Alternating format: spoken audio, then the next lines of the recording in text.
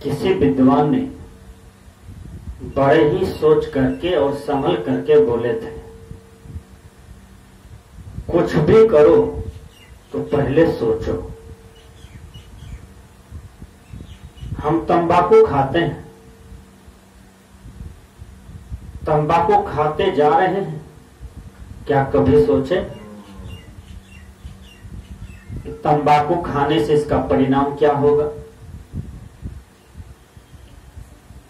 परिणाम पर जब हम ध्यान देंगे तो गंदी आदत हमारे जीवन में जो भी है सब छूट जाएंगे। तंबाकू नहीं चाटना चाहिए, तंबाकू नहीं खाना चाहिए। तंबाकू का अभ्यास गलत अभ्यास है, तंबाकू का आदत गलत आदत है। सदगुरु कबीर एक जगह जोर देते हैं, मन की तरंग मार लो बस हो गया भजन, आदत बुरी सुधार लो बस हो गया भजन। सदगुरु कबीर साहब कहते हैं कि हे मानव, तुम्हारे अंदर में जो भी गलत संगति से गलत आदतें पड़ी हुई है, उन आदतों को तो त्याग करना चाहते हो, तो मैं इस तरह से तुम्हें साधना बताता हूं, उनका त्याग हो जाएगा। जैसे मैं तंबाकू चाटता हूं और उनको त्यागना है, कैसे त्याग है? सदगुरु कबीर बताते हैं कि तंबाकू का जब संस्कार उभरे ठोर पर, तंबाकू का संस्कार जब आपको घेरना शुरू करे, तो उस समय आप अपने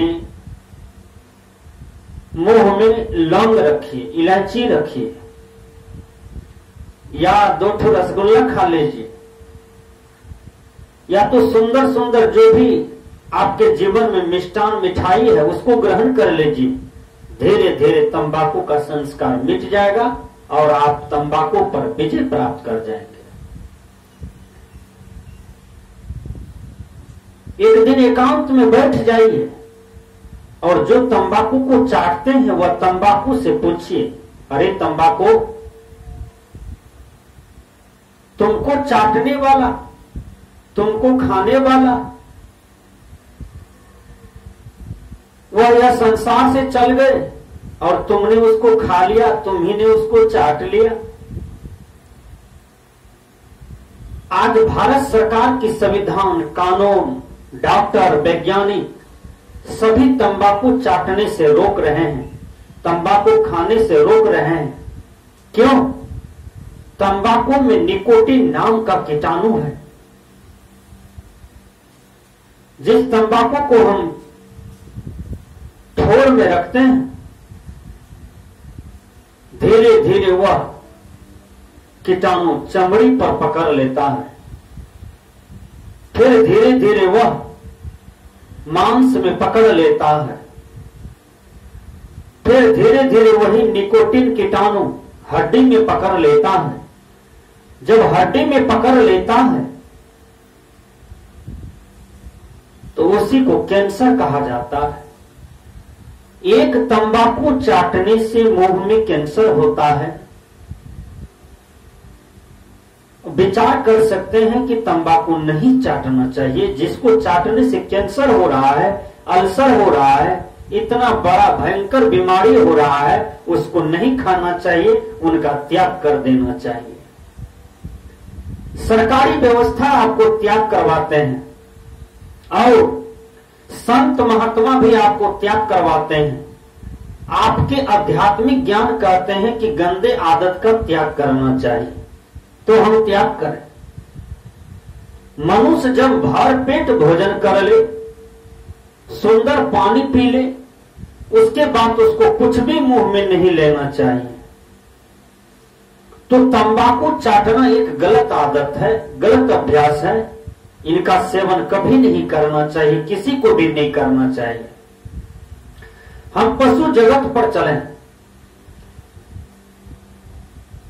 गाय है, गाय की पेट भर जाए गाय कुछ भी नहीं खाती है पेट भरने के बाद। बैल है, बैल का पेट भर जाए उसके बाद उसको कुछ दिया जाए वह नहीं लेंगे। मनुष्य को छोड़ करके जो भी प्राणी है, जीव जंतु इस प्रकृति मंडल में, उनका पेट भर जाता है तो पेट भर जाने के बाद वह आराम करने लगते हैं, वह अस्थिर हो जाते हैं, वो शांत हो जाते हैं। लेकिन ये मनुष्य भोजन करते हैं और भोजन करने के बाद भी चाय पीने लगते हैं, पान खाने लगते हैं, सुपारी खाने लगते हैं, जर्दा खाने लगते हैं। तो ये सब विषय है, ये सब प्रपंच है। नाना प्रकार के प्रपंच में ये मनुष्य बंधा हुआ है और जिसके कारण इन्हें दुख भोगना पड़ता है। इसलिए मेरा विषय है आज कि तंबाकू नहीं खाना चाहिए। तंबाकू खाने से हमारी आंख की रोशनी भी चली जाती है और तंबाकू के साथ में जो हम थूक फेंकते हैं वह थूक जो है भोजन पचाने में सहायक होता है। और दिन भर में यदि मैं 50 बार तंबाकू चाटता हूं, 100 बार तंबाकू लेटा करके चाटता हूं, तो आपने कितनी थूक को फेंका, कितने लार को फेंका और आपका पाचन क्रिया कमजोर हो गया। आप शारीरिक दृष्टि से कमजोर हो जाते हैं, स्वास्थ्य के दृष्टि से भी कमजोर हो जाते हैं और नशा के दृष्टि से तंबाकू नशा है, तंबाकू जहर है। इसलिए तंबाकू का सेवन नहीं करना चाहिए, ये संत महापुरुष बता रहे हैं, आपके अच्छे विचार बता रहे हैं। कुछ भी करने से पहले, कुछ भी खाने से पहले उनके परिणाम पर हम ध्यान दें कि इसका परिणाम क्या होगा। कुछ भी खाएं तो संत महापुरुष की बात को मान लीजिए कि हमको तंबाकू का अभ्यास कैसे मिटाना है, तो आप बैठ जाइए शांत एकांत में और बैठ करके वह तंबाकू के पेड़िया से पूछिए क्या है तंबाकू, तुमको चाट करके, तुमको खा करके मुझे क्या मिलेगा। तुमको खाने वाला, तुमको चाटने वाला बड़े बड़े भयंकर बीमारी लेकर के यह दुनिया से चल बसे और तुमने उनको कैंसर दे दिया, तुमने उनको अल्सर दे दिया, तुमने उसको बीमारी दे दिया और मुझे भी तुम बीमारियां ही दोगे और क्या दे सकते हो। तंबाकू से पूछिए आप, तब तंबाकू आपको जवाब देते हैं बात तो तुम सही करते हो, मैं तुमको नहीं खाता हूं, पहले तुम मुझे चाटते हो, पहले तुम मुझे छूते हो, पहले तुम मुझे खाते हो। इसलिए मेरा परिणाम है कि मनुष्य के अंदर में जहर फैला देना, मनुष्य के अंदर में विष फैला देना और मानव जीवन को नष्ट कर देना। तंबाकू ये बता रहा है, इसलिए तंबाकू का सेवन नहीं करना चाहिए। सत्संग में बैठ जाएं और सत्संग में जो भी संत महात्मा नशा के बारे में बतावे तो उनकी बात पर ध्यान दीजिए, उनकी बात को ध्यान से सुनिए और सुन करके एकदम जाइए एकांत में बैठ करके और अपने जीवन में विचार कीजिए कि महात्मा जी जो बोले थे वह सत्य बोले थे कि गलत बोले थे। यदि सत्य बोले थे, सार बात बोले थे तो उनको हमें ग्रहण कर लेना है। यदि हम ग्रहण कर गए तो फायदा तो हम ही को मिलेगा और किसी को नहीं मिलेगा। एक बार की बात है, एक गधा रास्ते से जा रहा था, गधा को मिल जाता है गाय, तो गधा कहता है बोलो गौ माता तुम्हारा क्या समाचार है। तो गाय माता कहती है कि तुम अपना समाचार बोलो, तुम्हारा समाचार क्या है। तो गाय माता कहती है समाचार तो कर्म के अनुसार बनता है, जिसका जैसा कर्म होता है उसी ढंग का समाचार होता है। क्या कहो, गधा कहता है क्या कहो गौ माता, हमारे मालिक जो है ना वो भोजन से ज्यादा तंबाकू ही चाटते रहते हैं, तंबाकू ही खाते हैं। मुझे भी शर्म लगता है, मुझे तो लज्जा लग जाता है और तंबाकू लेटा करके और उसमें थप्पड़ मारते हैं, उसमें चाट मारते हैं और हंसी मजाक करते हैं। और हंसी मजाक में वो बोलते हैं 80 चुटकी 90 ताल, खैनी लटा के मुंह में डाल, तब जाना खैनी के हाल। विचार कर सकते हैं, ये हंसी मजाक में लोग उड़ाते हैं बात को। और तंबाकू चाटना हंसी मजाक समझते हैं, छोटी सी आदत समझते हैं, लोकाचारी समझते हैं। वो गधा कहता है देखो गौ, मुझे शर्म लगता है कि वो मनुष्य है, मैं गधा हूं।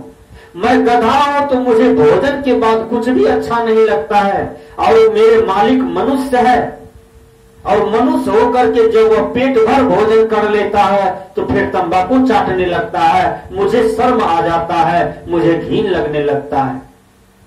तो विचार कर, ये गधा मनुष्य के व्यवहार को देख करके उन्हें लज्जा आता है, और मनुष्य अपने जीवन को सुधारने के लिए तैयार नहीं है। इसलिए आप सबों से निवेदन है कि जिनके जीवन में तंबाकू की आदत है, कहीं खैनी की आदत है, तो उसे न खाएं, उनका त्याग करने का प्रयास करें। तंबाकू का त्याग करना महा जरूरी है। यदि हम त्याग कर देते हैं तो हम ही को फायदा होगा। जिस रुपया से हम तंबाकू खरीदते हैं, यदि तंबाकू वाला रुपया हम जोगा करके रखें, तंबाकू वाला रुपया हम बचा करके रखेंगे, तो वह रुपया से हम साल में सत्संग करवा सकते हैं, भंडारा करवा सकते हैं, दिन दुखियों को वह रुपया दान में दे सकते हैं। कितना फायदा हुआ।